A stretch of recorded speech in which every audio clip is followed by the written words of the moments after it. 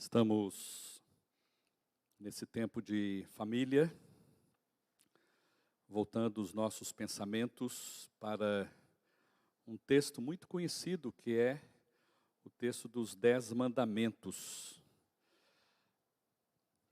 É interessante percebermos que esses 10 mandamentos continuam valendo. Eles estão aí bem perto de nós, o nosso dia a dia, com o seu valor. Porque Deus, quando tratou com o povo de Israel, Ele tratou com uma grande família.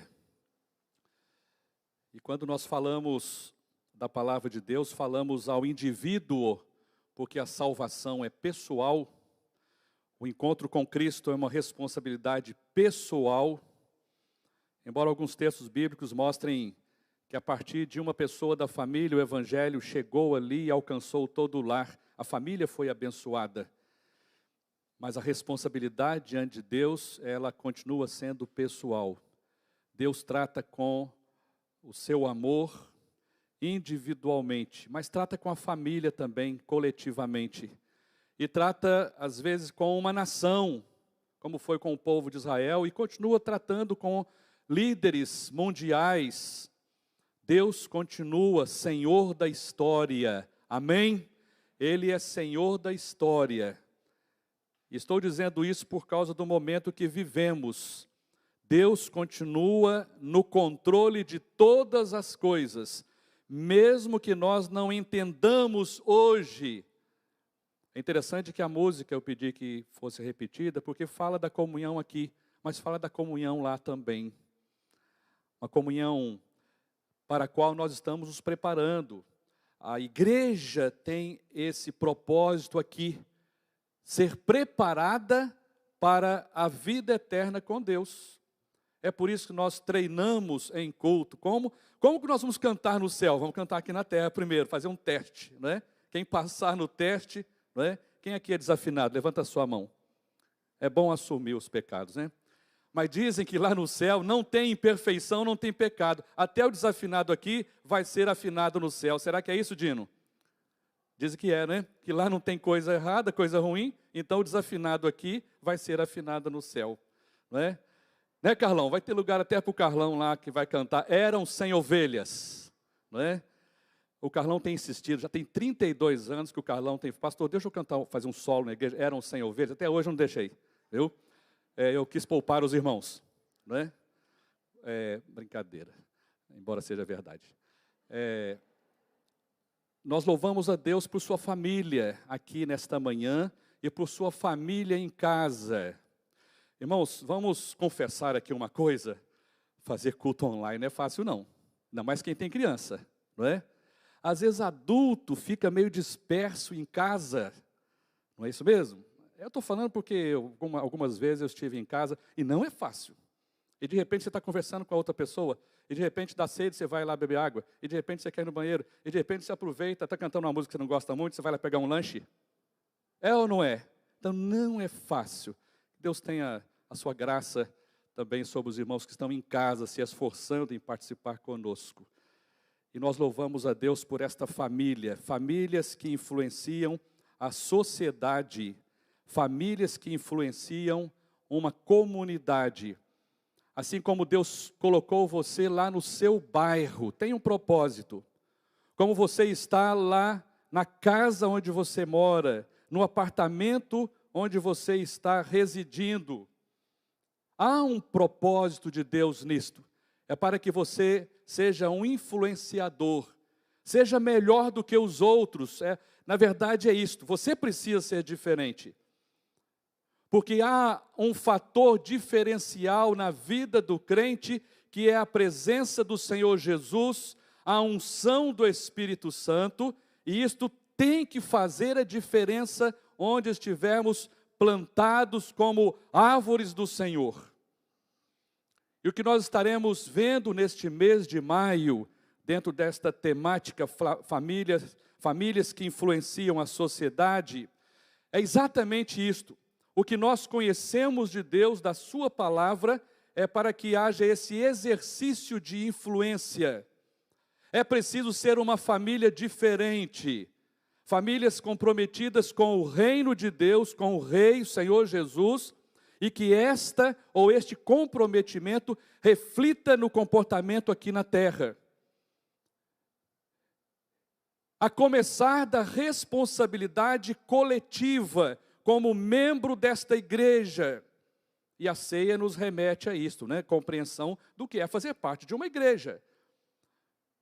Um aspecto coletivo é que nós temos responsabilidades coletivas, não é? Há um projeto da igreja, um projeto missionário, um projeto social. Projeto social nós vamos falar daqui a pouco, ao final do culto, porque hoje é o Dia Batista de Ação Social. Mas há esse projeto de Deus, e todo aquele que participa da igreja local tem responsabilidade, a partir da igreja, em sustentá-la, em amá-la, em orar por ela. E nesse tempo de pandemia nós estamos sempre orando uns pelos outros. Aqueles que compartilham conosco o seu momento de aflição por causa da pandemia, nós compartilhamos com líderes da igreja, com outros irmãos, para que estejam orando também, não é? Por isso, sempre que souber que há alguém da igreja afetado pelo Covid, avise-nos, nós estamos em oração. Alguns às vezes passam por esse momento e não falam nada, depois que a gente fica sabendo, né? Nem oramos pelos irmãos. Compartilhem conosco, porque há esse aspecto de família, porque as famílias sólidas espiritualmente, elas vão influenciar a sociedade. Mas nós temos aqui no dia de hoje, eu separei em duas partes, porque é uma compreensão bem longa sobre os 10 mandamentos, e como ponto de partida, e nós vamos falar pela manhã e depois dar sequência à noite no tema de hoje. Famílias que influenciam a sociedade amam somente o único Deus.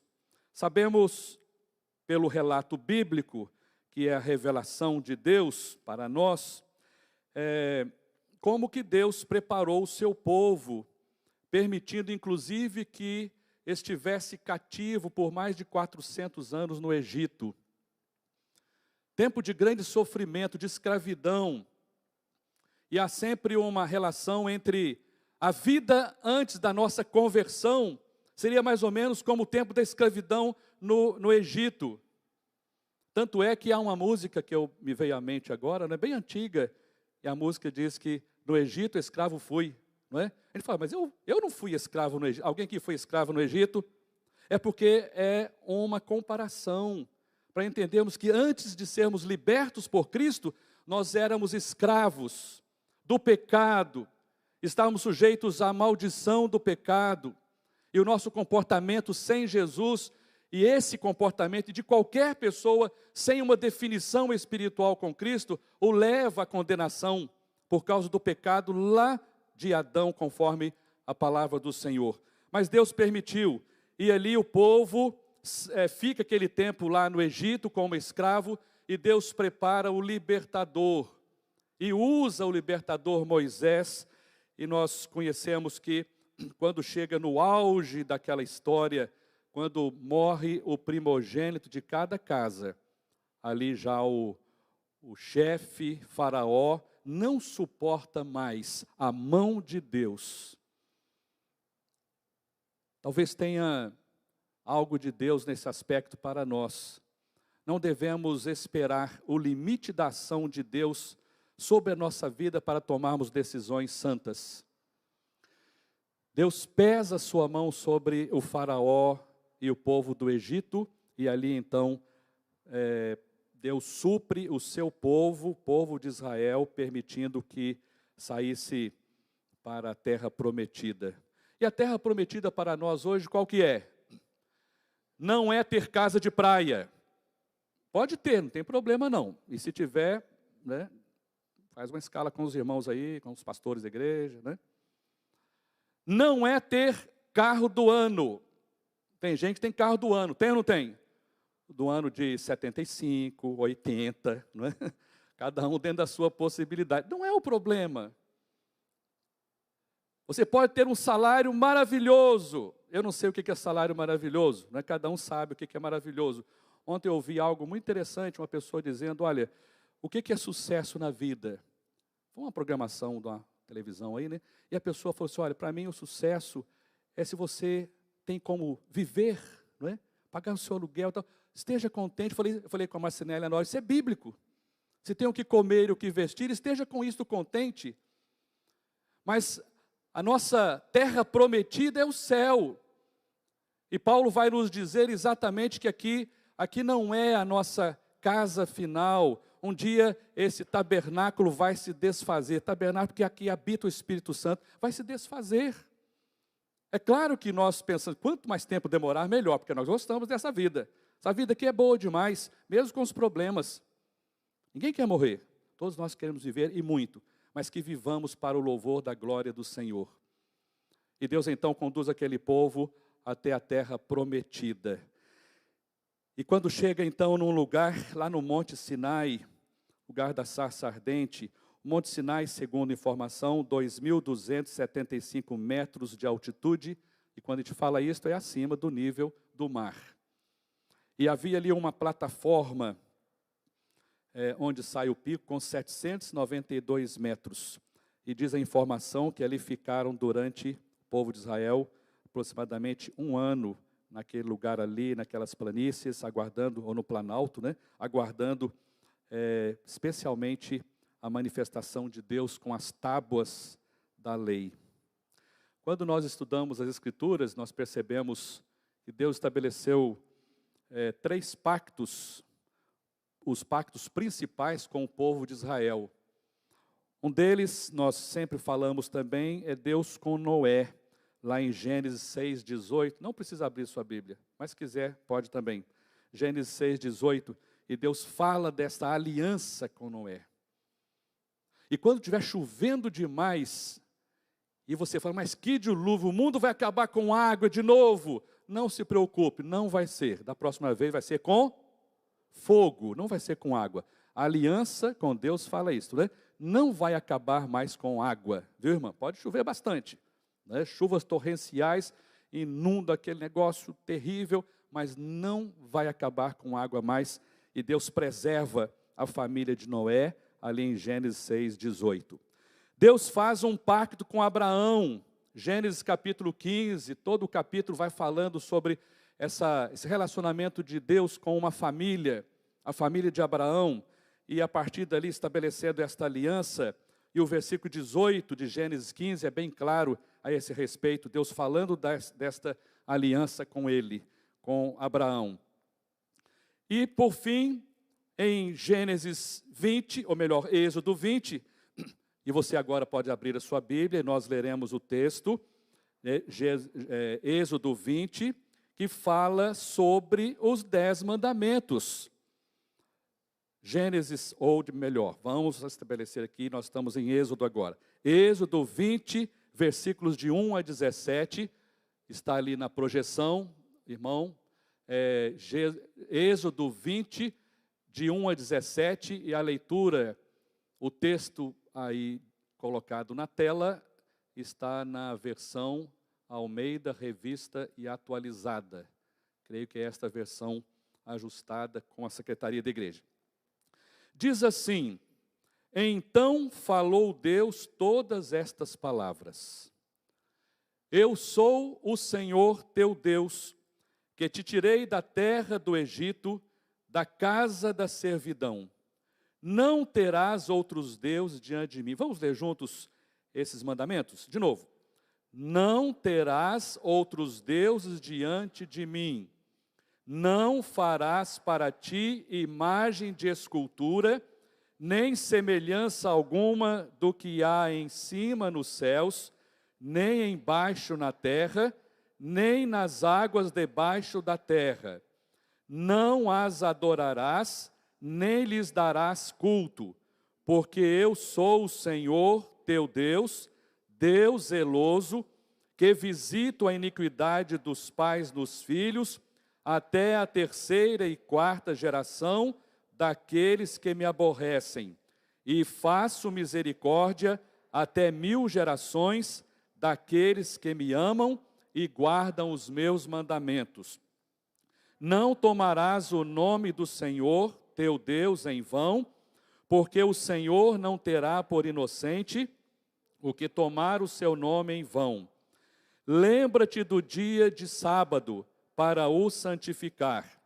6 dias trabalharás e farás toda a tua obra, mas o 7º dia é o sábado do Senhor teu Deus.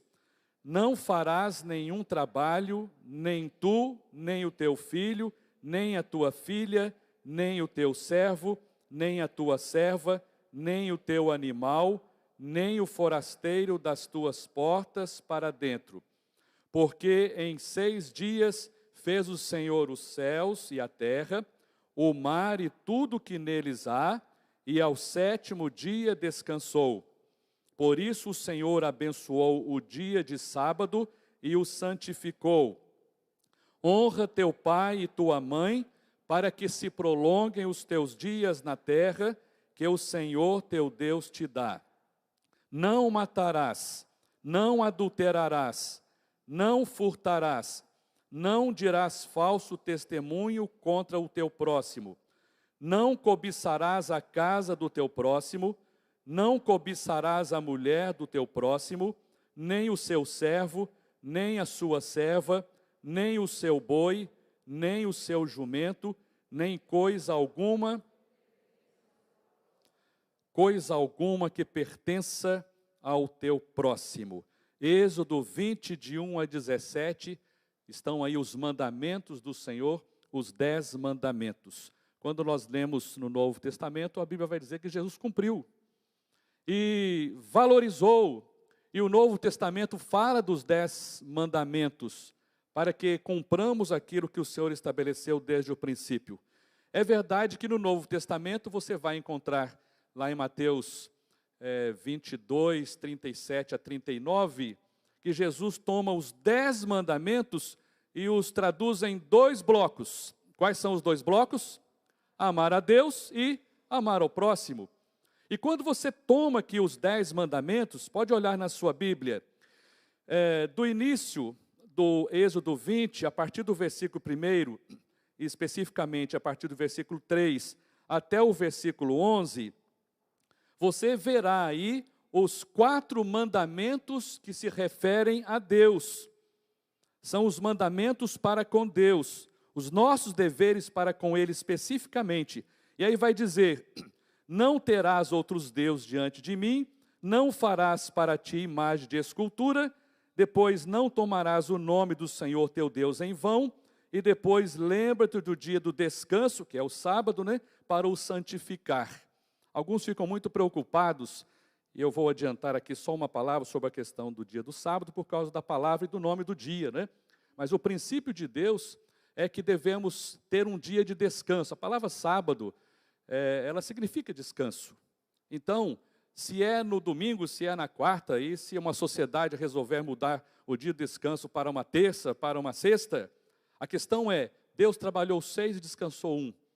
E nós cumprimos isto, mesmo nos reunindo no primeiro dia da semana, como faziam os primeiros cristãos, e as igrejas se reuniam no primeiro dia. Inclusive a Bíblia fala de levantamento de ofertas nesse primeiro dia, que foi o dia da ressurreição do Senhor Jesus, o dia de descanso. Mas é interessante pensarmos aqui, nesses 4 versículos iniciais, a responsabilidade, e fala a nossa palavra de hoje, que a família que influencia a sociedade ama somente o único Deus. Não há um outro Deus capaz de ser, ou que tenha sido o Criador e que seja o sustentador de todas as coisas. Não há outro Deus, há um só Deus. Mesmo na compreensão da manifestação da Trindade, Pai, Filho e Espírito Santo, isso não muda a divindade. Há um só Deus, Pai de todos, segundo o apóstolo Paulo descreve sobre isto. É o Senhor da história, o Senhor da igreja, e esse é o alvo da nossa adoração. E não terás outros deuses, e na sequência ele fala para termos cuidado em não fazer imagem de escultura. Hoje fala-se muito em deuses modernos, que tomam o nosso coração, tomam o coração da sociedade, e as pessoas às vezes invertem os valores. Paulo, quando escreve aos Romanos, no capítulo 1, a certo momento, ele vai falar sobre o problema dessa inversão, quando o homem deixou de adorar a Deus e trocou o Deus verdadeiro e o fez a imagem de outros homens, de outras criaturas, de animais e de tantas outras coisas, e o homem se perdeu. Quando ele perde o foco em Deus, esse único Deus, ele fica perdido. Aí fica tudo ao abandono. E todas as demais coisas podem acontecer a ele quando ele inverte esse valor, tomando ou tirando de Deus esta primazia. Os 4 mandamentos falam então dos nossos deveres para com Deus. E os 6 últimos mandamentos, eu quero recapitular também, a partir do versículo 12 até o 17, são expressões bem curtas e falam sobre os nossos deveres para com o próximo. Por isso Jesus falou, amar a Deus. Se você ama a Deus sobre todas as coisas, então você vai cumprir aquilo que está determinado nos 4 primeiros compromissos com Ele. E se você ama o próximo como a você mesmo, você não vai fazer com o próximo aquilo que você não quer que faça com você. Esse é o princípio de amar ao próximo como a si mesmo. E vai então nos dizer, lembrando aqui do versículo 12 a 17, honra teu pai e tua mãe, não matarás, não adulterarás, não furtarás, não dirás falso testemunho contra o teu próximo, não cobiçarás a casa do teu próximo e tudo mais dentro desse conjunto de não cobiçar, resumidamente. É para entendermos a nossa vida comunitária, a vida como família, dentro da própria casa, tendo esse cuidado de expressar diante daquele que está, porque próximo é quem está próximo mesmo. Quem é o seu próximo, Lido? Quem está próximo, não é? É o próximo. Então, dentro de casa nós temos ali a pessoa mais próxima, é o esposo, é a esposa, são os filhos, e aqui, ou o filho, aqui fala desse cuidado que devemos ter com o nosso próximo, são deveres. E a manifestação desses deveres também, mesmo que seja com o nosso próximo, honra a Deus porque Ele nos deixou esses mandamentos. Ontem eu mandei para os irmãos uma meditação, acho que era 12:00 e pouco, né? Se você não recebeu, faça um contato comigo, no boletim que talvez você tenha recebido também, né? Tem meu número de telefone, se você não recebeu. Durante todo esse mês você vai receber uma meditação de um pastor lá do Rio, dentro do programa que nós estamos fazendo nesse mês, e ontem ele sugeriu, né, na abertura, foi uma palavra rápida, mas sugeriu que você tivesse lido ontem, quem sabe, os 10 mandamentos, para entender um pouco mais, se nós vamos trabalhar durante esse mês, sempre os 10 mandamentos, seja no domingo pela manhã e noite, e na quarta-feira também, para cumprirmos esse programa. Os 10 mandamentos entregues por um Deus que fala e age. Eis a questão. O nosso Deus é um Deus que fala, mas um Deus também de ação, para nosso proveito e o benefício da família espiritual. 10 mandamentos entregues em tábua de pedra, para nos lembrar que é uma coisa sólida, embora depois, os irmãos sabem o que aconteceu, quando Moisés chega lá embaixo, o povo estava adorando o quê? Um bezerro de ouro. Ou seja, o coração do homem é duro. O coração do homem é duro. E mesmo passando por tantas bênçãos, tantos livramentos, tanto cuidado de Deus no nosso dia a dia, o sustento que Ele nos dá, às vezes nós continuamos com o nosso coração endurecido em determinadas áreas da nossa vida. Mandamentos dirigidos a pessoas comuns do povo, famílias de Israel, e Deus não deu isso apenas aos religiosos, mas foi para todo o povo, como é dado também para a igreja nesse mês, e recordando isso também. São princípios imutáveis, são princípios eternos de Deus, e eles devem ser aplicados em nossa vida familiar, para que conheçamos o que Deus tem para nós. Certamente Deus deseja o melhor para a minha vida e o melhor para você e para a sua família. Vamos refletir nesse tempo e crescer nesse conhecimento. Hoje, especificamente à noite, nós começaremos uma peregrinação nos mandamentos, um a um, os mandamentos de Deus aplicados à vida familiar, nesse mês da família. Alguns desses estudos, como disse, nós o faremos também nas quartas-feiras. Vamos orar? Ore por sua família. Ore por sua família. Agradeça a Deus a sua família.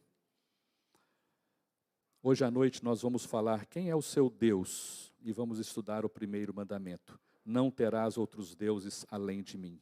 Quem é o seu Deus? Ore por sua família, por sua casa. Se há alguém enfermo, ore pelo enfermo da sua casa. Se há alguém que precisa de se converter a Cristo, ore por esta pessoa também. Ore.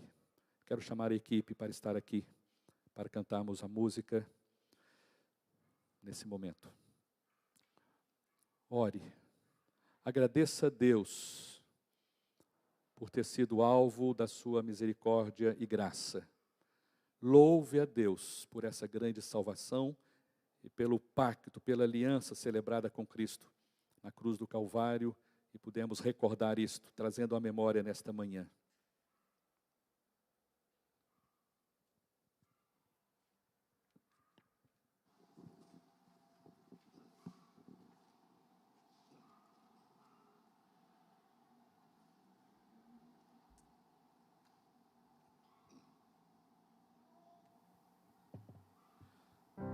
Quero convidar todos a se colocarem em pé. Pai, que a tua bênção seja sobre o seu povo, a sua igreja. Que a graça do Senhor se manifeste, ó Deus, sobre nós a cada dia. Ajuda-nos, ó Deus, em nossas fraquezas. Fortaleça-nos e dê-nos sempre essa determinação de conhecer e prosseguir em conhecer ao Senhor mais e mais. Que sejamos enriquecidos, cheios, plenos do Teu Espírito. Abençoa cada família aqui representada, pai, mãe, crianças.